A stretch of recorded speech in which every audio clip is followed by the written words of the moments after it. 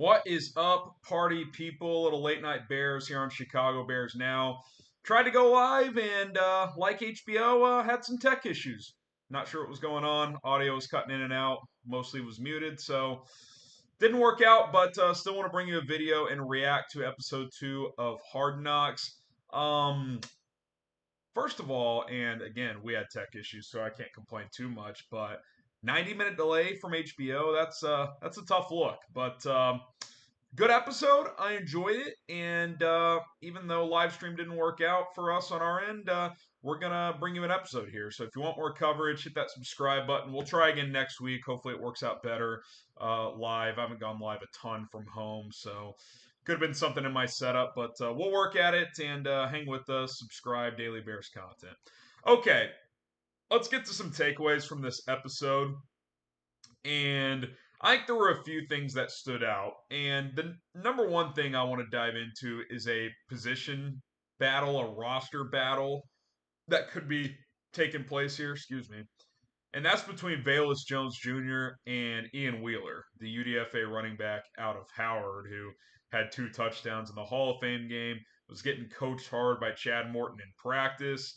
And my first thought is both these guys are likable. That's always been the tough thing with Velus. Like everything about him, like, he seems like a likable guy. The team seems to like him. He seems to get along with guys. You saw in the episode that he is excited and open to this position. He even made a quote like, "Yo, they had me with the running backs over there like I'm Percy Harvin." Said he was one of his favorite players growing up. And listen, Percy Harvin, one of the more versatile players in his time, and that's how he should view this. Create more value for yourself to make this football team. But I'll tell you what, Ian Wheeler's pretty sharp kid. He got into med school, which he's deferred for now as he's trying to make it in the NFL. Wants to be a psychiatrist one day, but says he loves football and this is what he wants to do. And I'll tell you what, I think he can play in the NFL. He runs with speed and power, has nice vision. I really hope we get to see more of him early in these next 2 preseason games because I think he's got a shot. I really, really do. He looks natural with the ball in his hands. That he doesn't look like one of these UDFA's that's either super slow or super small. Like he looks the part. He looks the part, and while it was an up and down debut for Velus, he did some good things too at the running back spot. And you can see Hard Knocks always tries to find these little position battles, these things, and this is one that the show has identified, but I think it's a real one to an extent. There's a chance that the Bears may have to pick one of these guys. Now, could both make it? Could both get cut? I think all that's on the table. I don't think either's a lock or either has no chance. But it's going to be very, very interesting. I'm just curious. I want to gauge you guys. If you had to pick right now who you would rather have on this 53-man roster, you only get one guy. Would you pick Velus Jones or would you pick Ian Wheeler? VJ for Velus Jones, IW for Ian Wheeler. Give us your thoughts in the comments below. Um, it's tough. I think Wheeler is the better pure running back. I still think they have some investment in Velus as a former third-round pick. I think they like him as their best kick returner option. So I think he would get the edge if all things were equal. But I'm rooting for both these guys. I hope both perform well the next couple of weeks, and they make it a tough decision on Matt Eberflus, Ryan Poles, Shane Waldron, and everyone who's making these tough decisions. I thought there was a good moment between Caleb Williams and Rome Odunze. A couple moments. One, how about Caleb kind of trolling Rome a bit, saying, "Yo, you going to the club," because he had some kind of fishnet wristband on that the trainers gave him or whatever. That was pretty funny. But more importantly, during the game against Buffalo on that last drive and that last throw where it wasn't like a full scramble drill situation, but it kind of was, where Caleb kept the play alive and he ended up lofting the ball to the back pylon where either only his guy could get it or it would go incomplete, which it did. Rome at first kind of darted more to the side of the end zone front pylon, and Caleb was like, "Hey man, the space is in the back. Like just dart to the back pylon. I'm gonna throw it there where only you got a chance to get it." And that's building cohesion. That's building chemistry. Caleb talked about that after the game as well. But you can see like these guys are already challenging each other, and that's how it should be. Pair of top 10 picks, like set the standard, set the expectation high for one another, and learn from it for next time because Caleb Williams is going to keep plays alive, and these receivers, got to figure out a how far they can go on scramble drills, which is pretty far because he can make a lot of throws. We saw the one to Cole Kmet.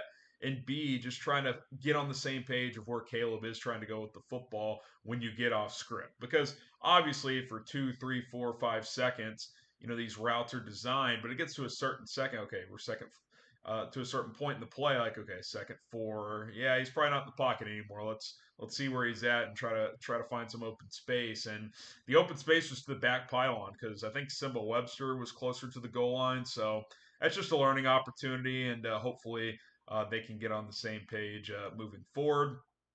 A couple other takeaways from this episode.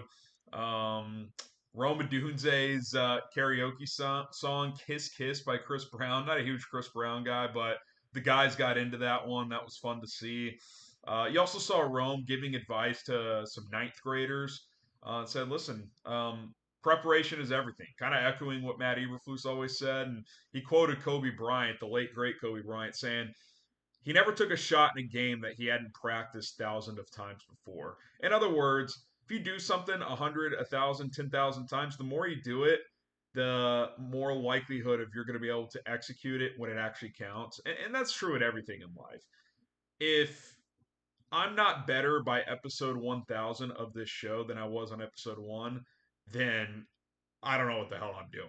Hopefully, I've gotten better. I think I have. I think you guys think I have. But it's like anything else. If you put work in and try to execute on what you're trying to accomplish, if you practice, practice, practice, when it's time to play, when the light goes on, you have a better chance of performing. So, that was cool to see. Rome's a high character guy, so no surprise to see that whatsoever. Another fun Theo Benedict moment. He got up there and said People magazine tried to get him for an interview. He said a 40-year-old mom of 2 told him he has great legs. I don't know if this guy can play at all, but if they want to keep him on the practice squad just for the memes, I'm here for it. I'm all about this guy. The guys seem to really enjoy his company. But I'm a sucker for the family stuff, and maybe it's because I'm married with a 16-month-old now, but you see Keenan Allen interacting with his wife and daughters at practice, in between drills and stuff, and his daughters wiping off his sweat and stuff like that with a Bears towel and all that. Yeah, I love that stuff. Family's so huge to me, and so I like seeing that these rich tens, $100 million guys who, yeah, they have a ton of money and yeah, they're famous, but they're still people. Um, I like that. Same with DJ Moore and his family at the ice cream parlor. They're jumping in the little ball pit. I love that stuff, man. It's just fun. It's fun. Like we got to remember these guys aren't just football players. Like they do have lives, and you know a lot of these guys have families too. So that's always nice to see. Austin Booker, man. I know we watched the game, but you see these different angles that Hard Knocks provides, the NFL films, and the guy's got some moves, man. He's got a little spin move that's pretty effective. We've talked about the power he can play with. Again, I'm not sitting here saying he can be a starting edge week 1, but I'm thinking more and more he can at least be a heavy part of the rotation, especially as a pass rusher. I still think he's pretty raw as a player, especially against the run. But when you play with the relentless motor and energy, and you have a couple different moves you can go to, like you got a shot, you got a chance to be impactful. So they seem to be high on him. Eric Washington was challenging him on the sideline after his first sack, like, "Hey, don't be satisfied, don't get 3 more." Didn't get 3 more, he got 2 more. So that was pretty impressive, man. Like that for a first extended action for him. I know he played in the Hall of Fame game too as well, but he's already growing. He's already improving. So that was cool to see. How about Austin Reed? Second week in a row, his parents nervous in the crowd. That type of stuff's just so authentic and real.